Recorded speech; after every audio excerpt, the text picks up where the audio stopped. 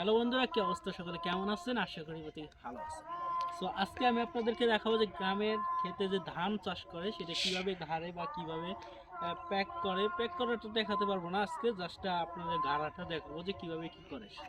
So সবুজ ধান ধান ক্ষেত মানে সোনার ফসল, ঠিক আছে। গ্রামের এইটাই কিন্তু ঐতিহাসিক, মানে সব থেকে বেশি চাষাবাদ হয়, এটা না হলে কিন্তু আমরা খেতে পারতাম না, ঠিক আছে।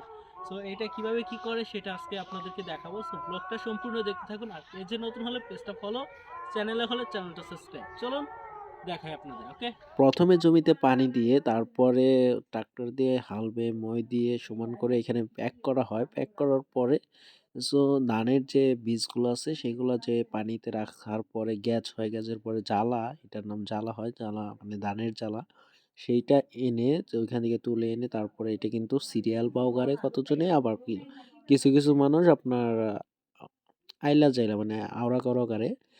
তো সিরিয়াল বগালে অনেকটা সুবিধা হয় সে ক্ষেত আগাছা পরিষ্কারের ক্ষেত্রে, এবং সব দিক দিয়ে ধানও উন্নত হয়। এটা কিন্তু সিরিয়াল পাও গাড়া হচ্ছে।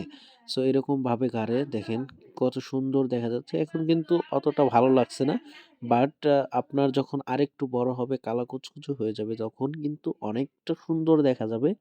তো জিনিসটা দেখতেও কিন্তু সুন্দর লাগবে এবং সব সবুজ হয়ে যাবে পুরা দাগ জুড়ে। সো এইভাবেই গাড়া হয়, অনেক কষ্ট করে গাড়ে সবাই। আর হ্যাঁ, ভিডিওটা এই পর্যন্তই, আর কি লং করব। ভালো লাগলে অবশ্যই পেজে লাইক এবং চ্যানেলটাতে সাবস্ক্রাইব করে দিন নিত্য নতুন ব্লগ ভিডিও দেখার জন্য। সো দেখা হবে নেক্সট ভিডিওতে। এতক্ষণ ভালো থাকবেন, টাটা।